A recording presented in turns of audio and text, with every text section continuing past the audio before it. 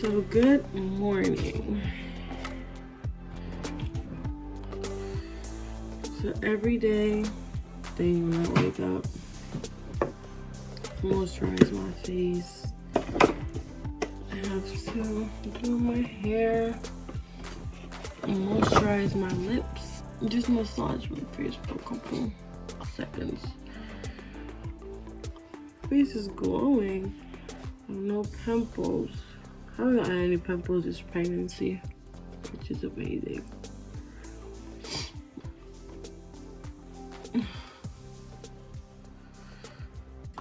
I use this for my face to moisturize my face, and this is what I use to moisturize my lips. It's nothing, not a big deal, but it works wonders.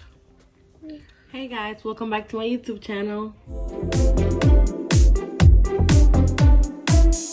My hair is so not cooperating this morning, but what I use to moisturize my curls is this. This works wonders. I love this, and I also use this. You have to make sure it says curls in it because it's not gonna work the same with the regular ones. So as you all read by the title, today is going to be a story time. I'll probably just pop up some makeup right now. Natural look maybe, or orangey, peachy. Yeah, probably orange. I don't know, something as I'm talking, because I don't want to bore you guys. Today's story is going to be about my labor and delivery for my firstborn, Enzo. I'm gonna try to give every detail from that day as I can remember, because I was in so much pain. I can barely remember what I was wearing, but yeah. So on January 29th, I thought I was going into labor, but it was actually false labor. I was getting contractions, but they were nothing compared to what I thought they were going to be. So I went into the hospital, to the labor and delivery section, and I was only 1 centimeter dilated, and they told me to go back home. The good thing was that the next day I had a prenatal checkup. I went into that afterwards, after coming home from the hospital, like 3, 4 in the morning. I went into my prenatal checkup the next day. My doctor was aware that I was at the hospital. As he checked that I was only 1 centimeter dilated, and I was already 39 weeks. He strapped my membranes. That means to dilate me a little, to like, I guess that's what happened, because then I was at a 2. And 2 days after, I'm lying, I was already 40 weeks. It was a week before. Yeah, I was already 40 weeks in like 2 days, I think. 40 weeks exactly. I'm guessing I was 40 weeks exactly when I went to see my doctor. I was 39 in like a couple of days when I went to the hospital. They told me to wait, but I told him I wanted to get induced instead because I just wanted him out of me. He was so big, I couldn't even sit down. That's how bad it was. Like, I told them I wanted to get induced. They set me up a date to get me induced, which was on my birthday. My due date was actually February 4th, 2019. But I went over, a little over that. To be exact, I went into labor when I was 40 weeks and 5 days, 4 days maybe. All right, I just can't multitask like this. I have to be like doing something at a time, one thing at a time. When I was supposed to get induced, that same day I started contracting. February 8th was the day I was supposed to get induced, and it was a Friday. I was supposed to get induced that Friday at 7 p.m. I started contracting on that Thursday at 8 p.m. Surprisingly. I was so happy. I was just ready. I was ready for the war. No, I wasn't. I went into labor because I did 8 hours at home. Did 8 hours of pain, of contractions at home. And then I just wanted to head to the hospital because I couldn't take it anymore. But I was really like nowhere when I got to the hospital, and I don't even know. I wanted to lose my head. I spent 8 hours at home contracting for them to tell me that I was at 3 centimeters. Being at 2 centimeters when I was at the doctor's office 3 days before that, because I went to the doctor's on a Tuesday, let's be exact. Tuesday in the morning, it was like 9. My appointment was at like 9 a.m. Sorry.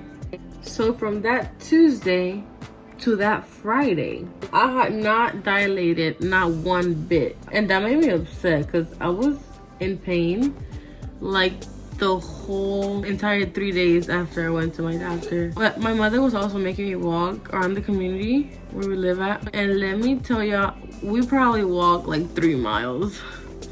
I'm going and coming, obviously. And I was taking a nap on that Thursday that I started contracting. I was taking a nap with my little sister. My mother wasn't home, Emerson was working, and Jesus, that pain woke me up and I was scared. I was home alone with a 2-year-old. I didn't know what to do, so I called my mother and I told her that I might be contracting, and she told me to hang on, that she was gonna come home.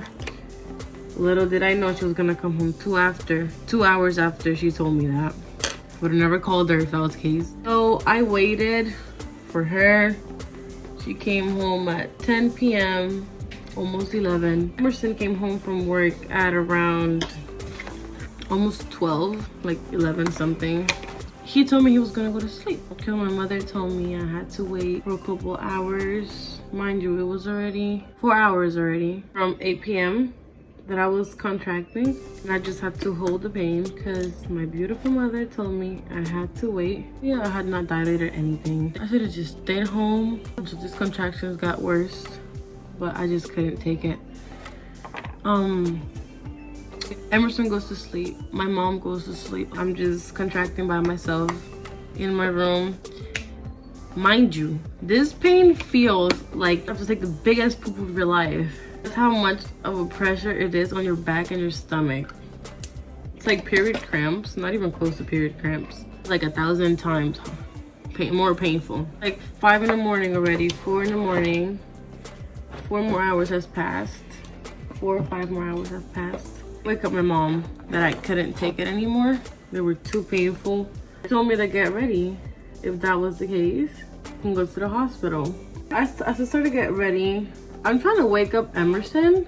He literally squares up with me. I don't know who he thought he was fighting his dream, but he literally squared up with me, and I thought he was gonna hit me because I'm like, are you serious? I tell him to get up because it's baby time. He gets up, not really excited. Didn't really see him excited at all. I think he was that sleepy. No, I wasn't excited because I was in a lot of pain. I don't even know how to feel, honestly. Take my little sister in with us because we had no babysitter. My aunt had to work, so we didn't want to bother her. Let me see, it was already like 5:30 or 6 in the morning, and I'm at the front desk at the labor and delivery unit, really trying to just like control the pain, but it was impossible. As we were in a car, it was very uncomfortable for me to just keep breathing and like keep controlling them and doing the little exercises that you're supposed to do, like breathe in and out, and all that. So I'm admitted. I don't have IV yet, but they come to check me. I'm at 3 centimeters dilated. That was literally like nothing in 3 days, or in those 7-8 hours that I was contracting at home. I was very disappointed and in a lot of pain too. And I told my mom, I hope they leave me in here, I'm not trying to go back home again, because they had sent me home once already. And she said they're gonna leave you for sure. That's what you need to have. You need to be like 3 centimeters or 4 centimeters to get admitted for labor. They admitted me, and they told me they was gonna leave me in due to my contractions being so strong, and I was happy. That's where I started. And let me tell y'all, labor is no joke. God is not playing when you are about to have that baby. They put an IV. We're all in the room. Mind you, my room is pretty big. And little did I know I was gonna get the best nurse in the labor and delivery unit. To me, she was the best nurse. I already knew my doctor who was gonna deliver my baby. The same as my OB. as I'm in there just waiting, I really cannot give you guys exactly the time they came to check me in every time, because I was in so much pain I wasn't even on my phone. And I didn't get an epidural. If I didn't get an epidural, that was just because I wanted to feel what it was to bring my baby into this world. Not a lot of people do that. Alright, so I just went and did my finished up my eye makeup, my contouring off camera. Let me just finish off the story, right? So I didn't get an epidural, but my nurse told me about IV medicine that helps me relax and go to sleep, but I'll still be able to feel the contractions, and I feel like that still worked. I was able to rest, I was able to go to sleep, although I still feel the contractions, but it helped me to rest for a little bit. The first dose just put me to sleep as soon as they put it in the IV, which was wonderful. Yeah, the other doses didn't kick in as hard, because she told me they can give me as many of that medicine as I wanted, but it was just not going to work as good as the first tries. I asked for it when I was at 6 centimeters. When I was waking up 2 hours later, my doctor was breaking my water. I feel like I think that's the reason why I woke up mostly. I was able to get some rest, which was wonderful to me. It was just amazing. That was the best thing I could have done, to be completely honest. Yeah, so by the time that I was like 7 centimeters, my doctor was breaking my water. That was at around, let me see, 10 in the morning, I'm guessing. Let's say 12. Yeah, by 12 I was already around 8 centimeters dilated. I didn't dilate as much as you guys can see. I dilated 1 centimeter in 2 hours. So they wanted to start me on Pitocin. That is a medicine that evokes the contractions and makes the contraction go from faster, the procedure, I'm guessing. So I had to get on that, and that's where the contractions started kicking my butt. They were so strong, and I was just so desperate that I wanted to get the epidural. But by that time I was already at 9 centimeters, 9.5. They told me it was not gonna be worth it. The epidural was not going to kick in because it was like 30 minutes to put it in, then it was like another 30 minutes for it to actually kick in, and by that time half of a centimeter was already gonna be, I was gonna be already dilated. 10 to start pushing.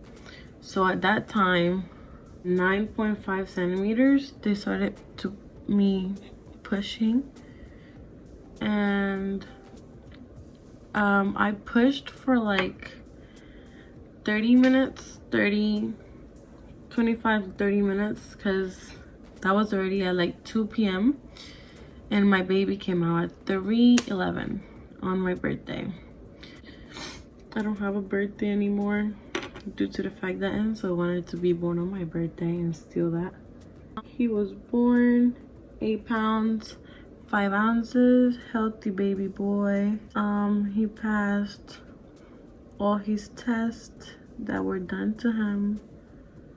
By the next day, we were home.